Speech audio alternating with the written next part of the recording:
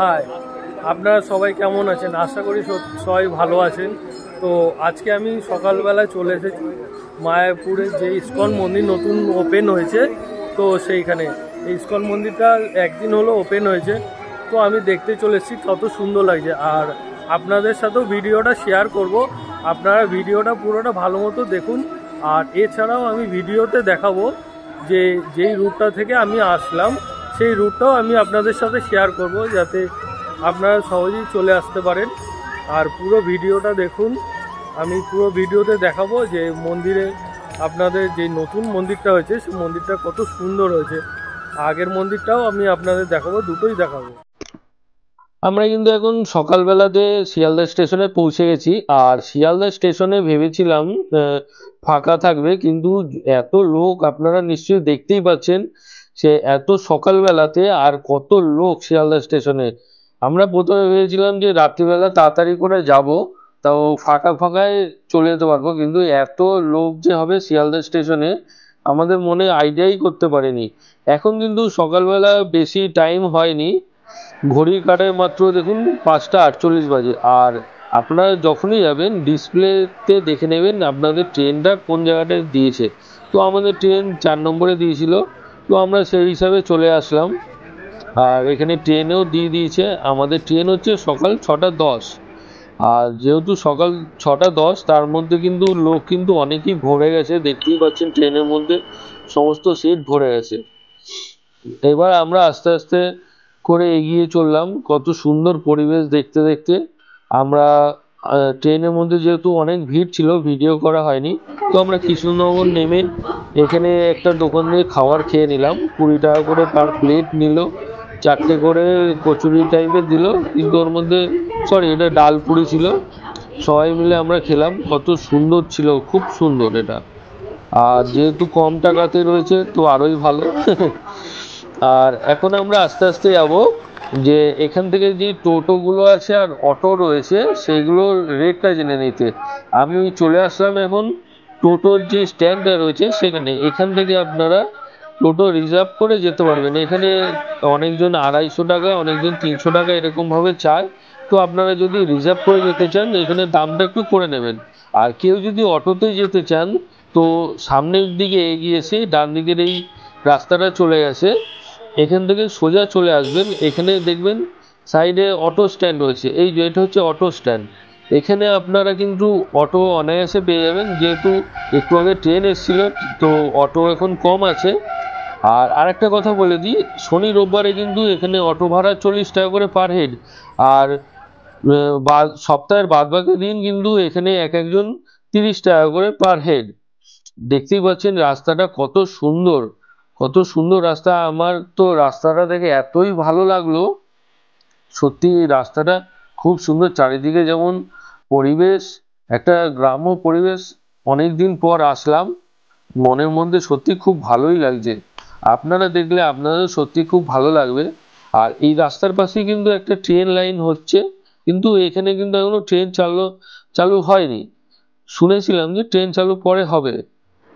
আর এবার আমরা চলে আসলাম এখানে, দেখুন স্বরূপগঞ্জ যেই ঘাটটা রয়েছে সেই ঘাটের সামনে। তো আমরা ঘাটের সামনে এসেছি, আর ঘাটের সামনেও আপনারা কিছু খাবার দাবার খেয়ে নিতে পারবেন। এখানে অনেক খাবার দাবারের দোকান আছে, যেহেতু সকালবেলায় সবাই বেরায় তো স্বাভাবিক সবার খিদে পাওয়ারই কথা। তো এখানে চাইলেও আপনারা টিফিনটা করে নিতে পারবেন। আর যেই স্বরূপগঞ্জের ফেরিঘাটটা সেটা যেতে গেলে আপনাকে এই সরু রাস্তা দিয়ে যেতে হবে। দেখুন আমরা গিয়ে এই যে স্বরূপগঞ্জের যে হুলোর ঘাট যেটা বলে সেই ঘাটের সামনে চলে এসেছি। আর এখানে প্রতিজন পারাপার করতে 3 টাকা করে নেবে। এখানে দেখুন লেখাও রয়েছে আর কটা থেকে কটা পর্যন্ত এখানে টাইমিং আপনারা এখান থেকে দেখে নিতে পারবেন। এছাড়াও আমি আমার ডেসক্রিপশন বক্সে টাইমিংগুলো দিয়ে দেবো, আপনারা চাইলে ওখান থেকেও দেখে নিতে পারবেন। আর আপনারা যদি কেউ নবদ্বীপ যেতে চান তো এখান থেকেই আপনারা যেতে পারবেন। দেখুন আমি এখন টিকিটটা কেটে নিয়েছি, আর এইটা হচ্ছে ফেরিঘাটের যে রাস্তাটা, সেই রাস্তাটা কত সুন্দর জায়গাটা দেখুন, আপনার দেখলে সত্যি খুব ভালো লাগবে।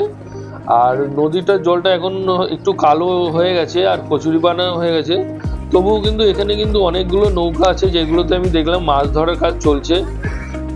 আর হয়তো 10 মিনিট আগে আসতে পারলে এই নৌকাটা পেয়ে যেতাম, কপালটা খারাপ ছিল বলে নৌকাটা পেলাম না, 10 মিনিটের জন্য নৌকাটা চলে গেল।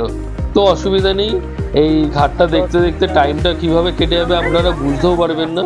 দেখুন আর একটা নৌকা চলে এসেছে, আর আমি প্রথমে ভেবেছিলাম এই নৌকাগুলোতে মানুষ পারাপার করে, কিন্তু পরে গিয়ে দেখলাম এই নৌকাতে যেমন মানুষ যাচ্ছে সেমনভাবে আপনারা এখানে বাইক যদি কেউ নিয়ে আসেন, যদি কেউ বাইকে ট্যুর করেন তো বাইকও আপনারা এখান থেকে পারাপার করতে পারবেন, আর সাইকেলও নিয়ে যেতে পারে। আর ভাড়াটা কিন্তু সেম, মানুষ পারাপার করলে যেমন ভাড়া লাগে আর আপনারা বাইক আর সাইকেল নিয়ে গেলেও সেম ভাড়া লাগবে, সেই নিয়ে কোনো চিন্তা নেই। আমি আপনাদের একটা দেখাবো বাইক কিভাবে পারাপার করছে, সেটা আপনাদের দেখিয়ে দেবো, তাহলে আপনাদের মনের মধ্যে একটা আইডিয়া হয়ে যাবে। দেখুন এখন সমস্ত সাইকেলগুলো নিয়ে আসছে, আর এই নৌকাটা যখন ভর্তি হবে তখন ছাড়বে। তো আমি আপনার দেখুন একটা দাদা বাইক নিয়ে এসছে, তো বাইকটা কি করে নামাচ্ছে আপনারা দেখে নিন।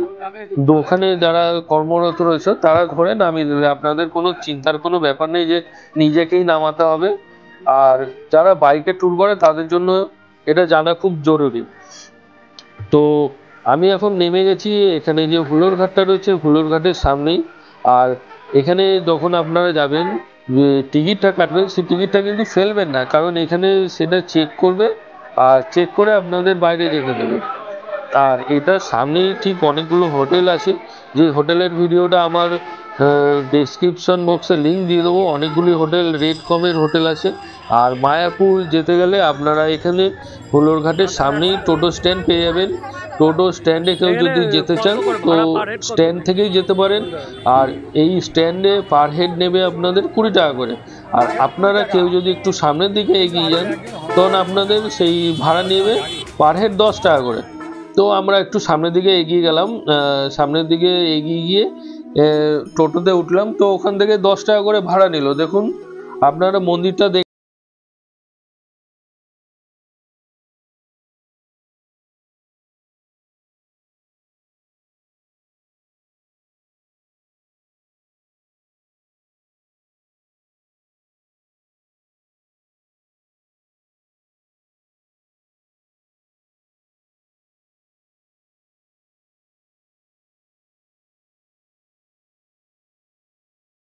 3 তারিখে দেখতে। তো এই ভিডিওটা ছাড়তে আমার একটু দেরি হয়ে গেল যদিও। আর দেখুন আপনাদের দেখানোর চেষ্টা করব এই মন্দিরে যেতে গেলে রাস্তার। আমরা এখন কিন্তু মায়াপুর মন্দিরের গেটের সামনে চলে এসেছি। আর আপনাদের আরেকটা কথা বলে দিই, এই মন্দিরের গেটের সামনে কিন্তু অনেক দোকান পেয়ে যাবেন, যেখান থেকে আপনারা অতি সহজেই আর অনেক কম দামে জিনিস কিনতে পারবেন। এখানে কিন্তু অনেক ধরনের দোকানও আছে, আমি আপনাদের অন্য ভিডিওতে দেখাবো এখানে কি কি দোকান আপনারা পেয়ে যাবেন, একটা সাধারণ নলেজ আপনাদের দিয়ে দেবো। আর দেখুন আমি এখন মন্দিরের গেটের সামনে যেহেতু চলে এসেছি, এখানের পরিবেশটা কিন্তু অন্যরকম। এখানে আসলে আপনাদের কপালে কিন্তু এই চন্দনের টিকা দিয়ে দেবে, আর এটার বদলে কিন্তু এখান থেকে আপনাদের কাছ থেকে 5 টাকা করে পার হেড নেবে। তো আমরা এখন মন্দিরের ভেতরে চলে এসেছি, যেহেতু মন্দিরটা একদিন হলো সবে উদ্বোধন হয়েছে, তার জন্য মন্দিরে কিন্তু দর্শনার্থী দেখার মতো, মানে চোখে দেখার মতো এত লোক এখানে। আমরা প্রথমে ভেবেছিলাম একটু ফাঁকা ফাঁকা হবে যেহেতু সকালবেলা যাচ্ছি, কিন্তু এখানে এসে আমাদের মনে আইডিয়াটা পুরো চেঞ্জ হয়ে গেল, কারণ এত লোক আমি তো ভাবতেই পারিনি। আর মন্দিরটা দেখুন, আপনাদের দেখানোর চেষ্টা করবো একটু পরে। এত বড় মন্দিরটা, আপনারা দেখলে বুঝতে পারবেন যে কত বড় মন্দির হতে পারে। আর ঢুকেই আমার চোখে পড়লো বাঁদিকে যেই এটা রয়েছে, এটা হচ্ছে মানে একটা কীর্তনের জায়গা। তো এখানে কিন্তু এখানে এই যেই জায়গাটা রয়েছে এটা হচ্ছে অখণ্ড হরিনাম সংকীর্তন। আর এইটা কিন্তু সব সময়ের জন্য মানে হরিনাম সংকীর্তন হয়েই যাচ্ছে, কখনো বন্ধ হয় না। এইখানে কিন্তু আপনারা চাইলে ভেতরে প্রবেশ করে বসেও নাম সংকীর্তন শুনতে পারবেন। তো আমরা এখন আস্তে আস্তে পরে এখানটাতে আসবো, আস্তে আস্তে মন্দিরে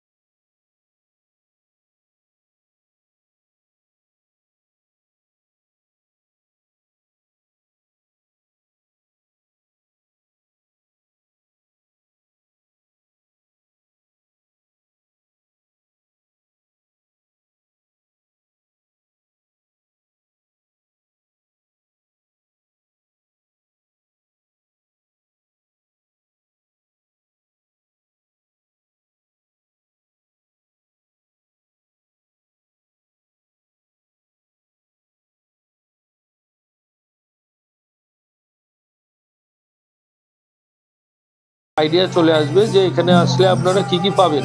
আমি এখন আপনাদের দেখাচ্ছি একটা জায়গা যেখানে হরিনাম সংকীর্তন হচ্ছে, দেখুন আপনারা।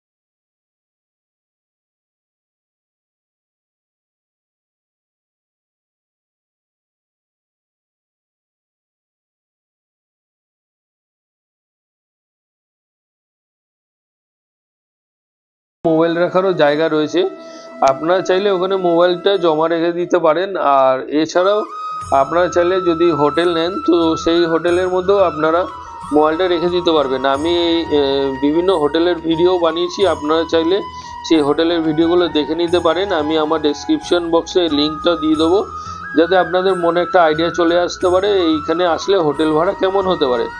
চলুন তাহলে পরবর্তী ভিডিওতে দেখা হচ্ছে। ধন্যবাদ।